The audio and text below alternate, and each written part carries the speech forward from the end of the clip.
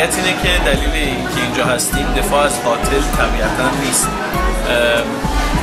میخوایم کمک کنیم به اینکه خود مهربونی و گذشت بیشتر منتشر بشه و قطعا این کارا میتونه تاثیر خیلی زیادی داشته باشه. کافیه که بیرون رو نگاه کنیم و مردم که مشتاقانه به دعوت بچه‌های سینما اومدن اینجا تا کمک میکنن و چیزی که اینجا مطرح هست جز مهربونی و گذشت هیچی نیست.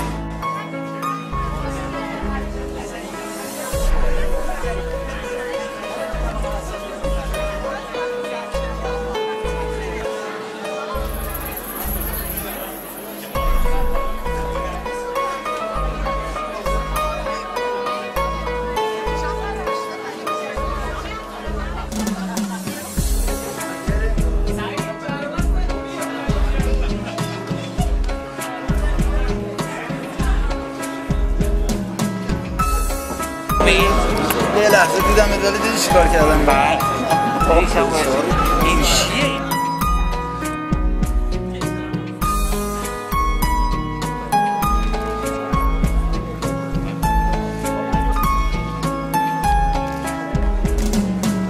مراسم رو شروع می‌کنیم. خیلی خوش آمدید.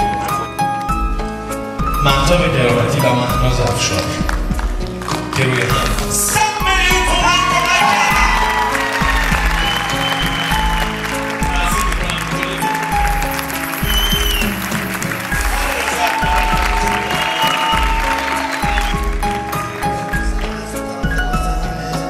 بازم خیلی خوشحالم که در این جمع حضور دارم و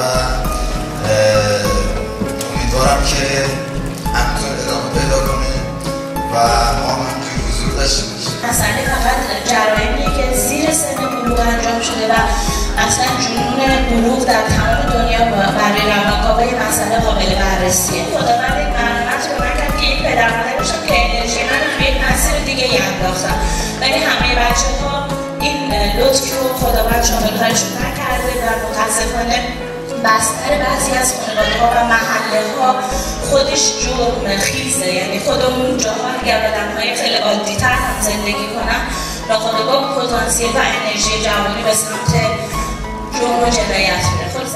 منم سلامت میگم خدمت همه و آدم احساس متضادی داره وقتی توی همچین جلسات خیلی از این جنس شرکت میکنه، برای اینکه یک جانی گرفته شده و برای یک جانی نجات بده. تو برای آن یکی متاسفه و برای یکی خوشحال.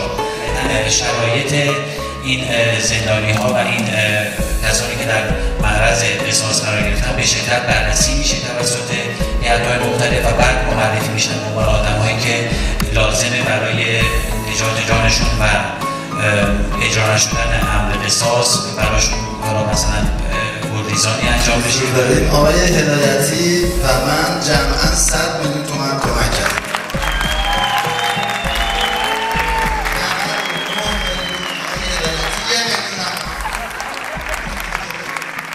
خیلی خوشحالم که تو این جمع باعث افتخارم. امیدوارم که حداقل حضور من باعث بشه که این اتفاق بیفته و سه تا جون نجات بده. سلام از ارادت، من زیاد وقتتون نمیگیرم. من یه جمله شنیدم که میگه نجات یک انسان نجات کل بشریت. امیدوارم که امشب 3 نفر جونشون نجات بده. سلام میکنم خدمت همه.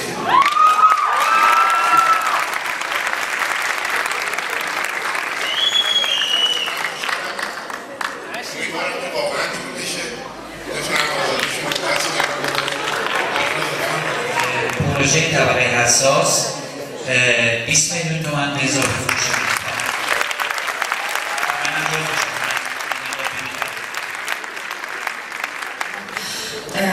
امیدوارم که قوانین شاید یه خورده در مورد قتلایی که زیر این سن اتفاق میفته یه شکل دیگه بشه تا حالا قتلی که با برنامه‌ریزی یا در سنین دیگه اتفاق میفته. امیدوارم که امشب بتونیم پولو جمع کنیم و این سن جوان نجات پیدا کنیم. خود سرکار خانم راهنما و پیمان و دوستان تا الان با این تلفن هایی که مداوم داره میشه به خانم راهنما 11 میلیون تومان.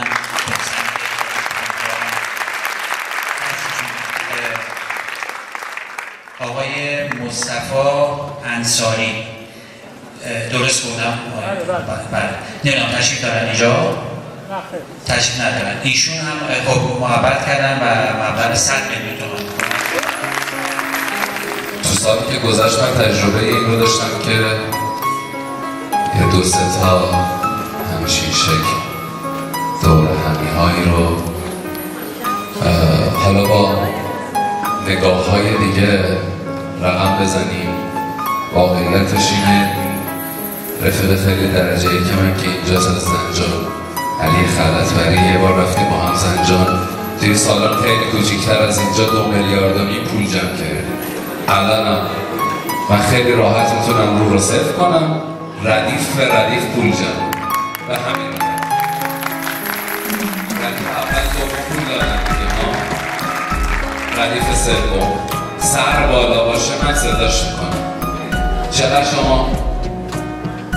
نه شما پشت سرت میکنم. چقدر؟ الان بیشتر 50 تومن الان میدی، یه 50 تومن یه دست براش بزنید و این 50 تومن رو دست بزنید خیلی اتفاقاتی میفته. امیدوارم مسئولین مملکتم خشونت رو از جامعه حذف کنن، چنانچه این خشونت حذف بشه بچه‌های ما دیگه درگیر مسائلی از این جنس نخواهم بود. من میخوام بگم که انشاءالله هممون کمک کنیم که خب یک مادرهایی که طعم از دست دادن و که خیلی هم تلخه چشیدن، یک مادرها و پدرها و خواهرها و برادرهای دیگه یک بار دیگه طعم از دست دادن رو نچشن. که خواهش میکنم از همه برای یک بار فقط برم به کانون اصلاح تربیت، فقط یک بار 1 ساعت نیم ساعت ببینم، فقط مطمئنم که نگاهشون به زندگی تغییر میکنه بعد از اون که نیم ساعت با این بچه ها رو فقط ببینن. گفتم دوستانی هستن مثل من، اجازه بده بگم مثل من، واقعیتش مثل من 50,000 تومن بیشتر نتونستم کمک کنم. چیدم نمیدم، هیچ ایرادی ندیدم. از خانم کرامتی عزیز تشکر میکنم، از همه بزرگان تشکر میکنم. من به اندازه خودم این کار کردم.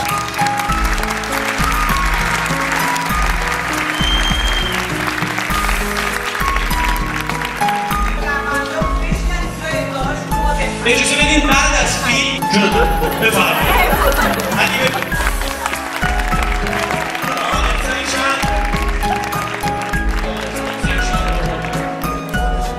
امضا همت عالی.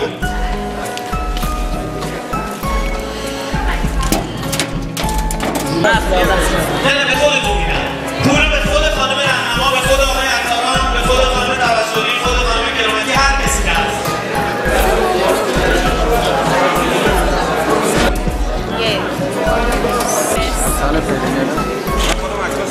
تصمیم هر آنچه که